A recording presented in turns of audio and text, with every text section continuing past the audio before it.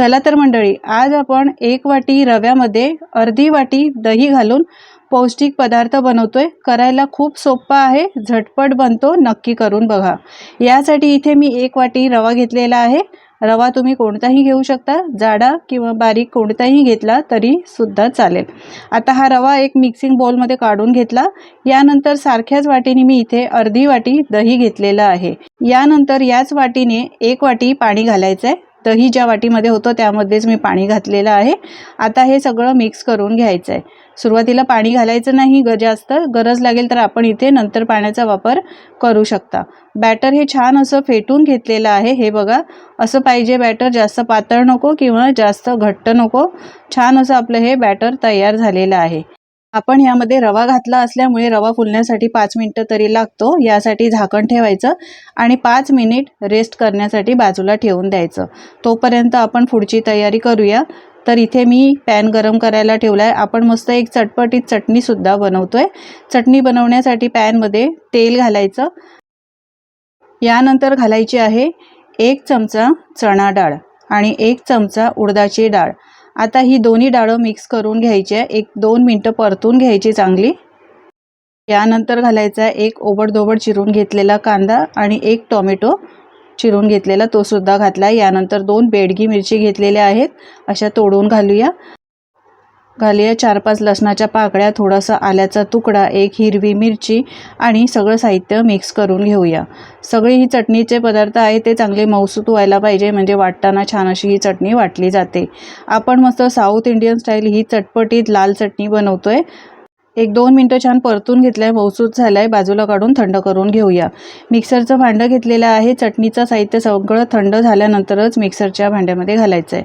मंडळी, तुम्हाला माझी जर रेसिपी आवडत असेल तर एक लाईक करायला विसरू नका आणि तुम्ही कुठून ही रेसिपी पाहत आहे हे सुद्धा मला कमेंट करून नक्की सांगा, म्हणजे मी तुमचे आभार मानू शकेन। यानंतर यामध्ये पाणी घालायचं आहे। तर याच पॅनमध्ये थोडंसं पाणी घातलंय, जास्त घालायचं नाही, कारण कांदा आणि टोमॅटोला सुद्धा पाणी सुटतं। अगदी थोडंसं पाणी घातलंय। यानंतर थोडीशी चिंच घातली, म्हणजे ही चटपटीत चटणी बनते। चवीप्रमाणे मीठ घालायचं आणि झाकण लावून मिक्सरला बारीक चटणी वाटून घ्यायची। चटणी वाटून घेतलेली आहे। काय मस्त असा लाल रंग आलेला आहे। ही चटणी आहे ना, मस्त अशी चटपटीत लागते खायला। हॉटेलमध्ये जर तुम्ही गेलात तर अशीच ही चटणी देतात खायला, खूपच छान लागते। या पद्धतीने तुम्ही बनवली नसेल तर एकदा बनवून बघा। आता या चटणीला आपल्याला फोडणी द्यायची आहे, तर एका बाउलमध्ये काढून घेऊया ही सगळी चटणी। यानंतर याच मिक्सरच्या भांड्यामध्ये थोडंसं पाणी घालायचं आहे आणि हे पाणी यामध्ये घालायचं आहे। आता ही चटणी आहे ती मिक्स करून घेऊया। चला आता या चटणीला फोडणी देऊया। यासाठी मी तेल गरम केलेलं आहे। 1 चमचा मोहरी, 1 चमचा जिरं घालायचं। दोन्ही छान तडतडलं पाहिजे, मस्त असा सुगंध यायला लागल्यावर यामध्ये घालायचं आहे कढीपत्ता आणि 1 बोर मिरची घातलेली आहे। फोडणी चांगली अशी मिक्स करून घ्यायची आणि गरमागरम फोडणी या चटणीवर घालायची। फोडणी घातल्यानंतर मिक्स करून घेऊया, म्हणजे फोडणीचा फ्लेवर या चटणीमध्ये छान असा उतरेल। मस्त चटपटीत अशी आपली ही चटणी तयार झालेली आहे। चला तर आता पुढची तयारी करूया। यासाठी इथे पॅन गरम करायला ठेवलाय। 2 चमचे तेल घातलंय, 1 चमचा मोहरी, 1 चमचा जिरं घालायचं। दोन्ही छान असं तडतडलं की यामध्ये घालायचं आहे आपल्याला अर्धा बारीक चिरून घेतलेला कांदा घालायचा आहे आणि कांदा चांगला 1 मिनिट परतून घ्यायचा आहे, चांगला कच्चेपणा जाईपर्यंत। कांदा चांगला असा परतून घेतलेला आहे। यानंतर घालूया अर्धा किसून घेतलेला गाजर, अर्धी बारीक चिरलेली सिमला मिरची। यानंतर घालायचं आहे बारीक चिरलेला कढीपत्त्याची पानं, अर्धा कढीपत्ता मी बारीक चिरून घेतलाय। 2 हिरव्या मिरच्या बारीक चिरून घेतल्या। हे सगळं 1-2 मिनिटं आपल्याला परतून घ्यायचं आहे, हलकासा कच्चेपणा जाईपर्यंत। चांगल्या अशा भाज्या मिक्स करून आपण हे परतून घेतलेलं आहे। यानंतर हे पूर्णपणे थंड करून घ्यायचं आहे। इथे तुम्ही तुमच्या आवडीच्या भाज्या किंवा मुलांच्या आवडीच्या भाज्या घालू शकता। रवा आणि दहीचं बॅटर 15 मिनिटं बाजूला ठेवलेलं होतं। पाहूया, मस्त असं फुललेलं आहे, पाहू शकता छान असं दुप्पट झालेलं आहे, थोडंसं घट्ट सुद्धा झालेलं आहे। हे बघा, रवा छान असा फुललेला आहे। असंच आपल्याला हे बॅटर पाहिजे, पातळ नाही करायचं, जास्त पाणी सुरुवातीला घालायचं नाही। यानंतर इथे मिक्सरचं भांडं घेतलं, यामध्ये हे रवा आणि दह्याचं बॅटर सगळं घालायचं आणि मिक्सरला बारीक वाटून घ्यायचं। 2-3 वेळा फिरवून घ्यायचं, पाणी घालायचं नाही अजिबात। तर हे पहा, मिक्सरला मी एकदम बारीक वाटून घेतलेलं आहे। छान असं आपलं डोशासारखं बॅटर तयार झालेलं आहे। याच मिक्सिंग बाउलमध्ये काढून घेऊया। आपण मस्त रव्याचा बन डोसा बनवतोय मंडळी. तुम्ही कधी बनवला आहे का? बनवला नसेल तर एकदा बनवून बघा. मिक्सरच्या भांड्यामध्ये थोडंसं पाणी घातलं आणि ते पाणी यामध्ये घातलं आहे. पाण्याचा वापर जास्त करायचा नाही. आपल्याला जसं डोशाचं बॅटर असतं ना त्या पद्धतीचं बॅटर पाहिजे. आता हा पौष्टिक आहे कारण आपण यामध्ये भाज्यासुद्धा घालतोय. तर या आपण भाज्या त्या फ्राय करून ठेवल्या होत्या ना, त्या सगळ्या भाज्या यामध्ये घालायच्या आहेत आणि यानंतर हे सगळं साहित्य मिक्स करून घ्यायचं. तुम्ही नेहमीचे डोसे खाता, इडली खाता, कधी या पद्धतीने मंडळी तुम्ही असा हा रव्याचा बन डोसा बनवला नसेल तर एकदा बनवून बघा. चवीला खूप छान लागतो. आता चवीप्रमाणे मीठ घालून आपल्याला हे सगळं मिक्स करून घ्यायचं आहे. पाहू शकता याची कन्सिस्टन्सी जास्त पातळ नाही किंवा जास्त घट्ट नाही. यानंतर यामध्ये आपल्याला घालायचं आहे अर्धा पॅकेट इनो. मी अर्धाच घालते, सगळा नाही घातला आहे, तेवढा पुरेसा आहे. इनो ॲक्टिवेट होण्यासाठी थोडंसं पाणी घालायचं आणि लगेचच हे एकाच डायरेक्शनला मिक्स करून घ्यायचं आहे. व्यवस्थित हे बघा मिक्स करून घेतलेलं आहे. यानंतर मी गॅसवर इथे तडका पॅन ठेवलेला आहे गरम करायला. यामध्येच 1 चमचा तेल घालायचं आहे. आपण चटणीला फोडणी दिली होती ना, त्यानंतर तोच पॅन मी इथे गॅसवर ठेवलेला आहे. यानंतर 1 ते 1.5 पळी बॅटर हे या पॅनमध्ये घालायचं आहे आणि त्यानंतर झाकण ठेवायचं आणि एकदम स्लो फ्लेमवर 2-3 मिनटं आपल्याला हा शेकून घ्यायचा आहे. जास्त वेळसुद्धा लागत नाही, पटकन हा भाजला जातो. आधी मी चटणी बनवली आणि त्यानंतर तडका देण्यासाठी म्हणजे फोडणी देण्यासाठी या पॅनचा वापर केला. त्यामुळे याला मस्त असं तेलाचं कोटिंग आलेलं आहे.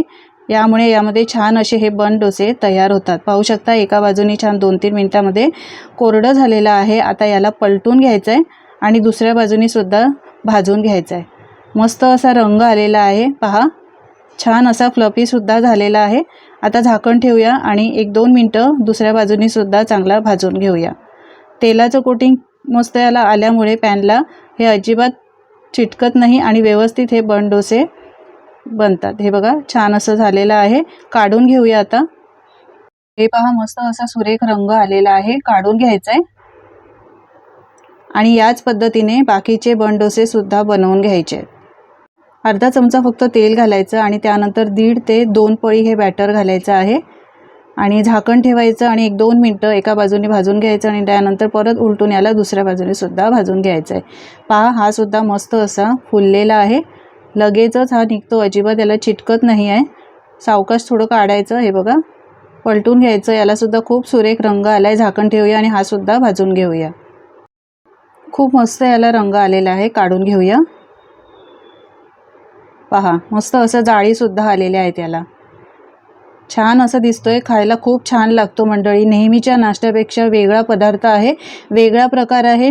आपण नेहमीचे डोसे बनवत असतो, इडल्या बनवत असतो, पण या पद्धतीने तुम्ही कधी असे हे बन डोसे बनवले नसतील तर एकदा नक्की बनवून बघा. तुम्हाला आवडणारच. मुलांना काय मोठ्यांनासुद्धा हे आवडतील आणि वेगळ्या पद्धतीने बनवलेला नाश्ता आहे. कधीतरी असं वेगळं बनवून खायचं म्हणजे चवीलासुद्धा वेगळे लागतात. शिवाय भाज्या घातल्यामुळे हा पौष्टिकसुद्धा आहे. सगळं बॅटर शेवटी मी घातलेलं आहे. हा आपला 4था बन डोसा आहे. एवढ्या बॅटरमध्ये आपले हे 4 बन डोसे बनवून तयार होतात. मुलांना तुम्ही आयत्या वेळेत छोट्या भुकेसाठी पटकन बनवून देऊ शकता. सध्या उन्हाळा सुरू आहे तर उन्हाळ्यामध्ये काही त्यांना मधल्या वेळेत खायचं असेल तर बाहेरून आणून देण्यापेक्षा अशा पद्धतीने तुम्ही असे हे बन डोसे बनवून देऊ शकता. आपले 4ही बन डोसे बनवून तयार झालेले आहेत. मस्त दिसत आहेत. शिवाय आपण जी चटणी बनवली आहे ती चटणीसुद्धा खायला इतकी चवदार झालेली आहे ना, खूपच छान झालेली आहे. एकदम चटपटीत. यापुढे तुम्ही बाहेर तर हॉटेलमध्ये कधी जाऊन खाणार नाही. घरच्या घरी तुम्हीसुद्धा मंडळी या पद्धतीने असे हे बन डोसे बनवून बघा. पाहू शकता मस्त असे फुललेले आहेत, छान असे फ्लफी झालेले आहेत आणि आतपर्यंत मस्त असे शिजलेलंसुद्धा आहे. पहा चटणीबरोबर खूप छान लागतात. करून बघा आणि तुम्ही तुमचे अनुभव माझ्यासोबत नक्की शेअर करा. आजची रेसिपी कशी वाटली कमेंट करून सांगायला विसरू नका. जराही आवडली असेल तर मित्रमंडळी आणि कुटुंबासोबत शेअर करा.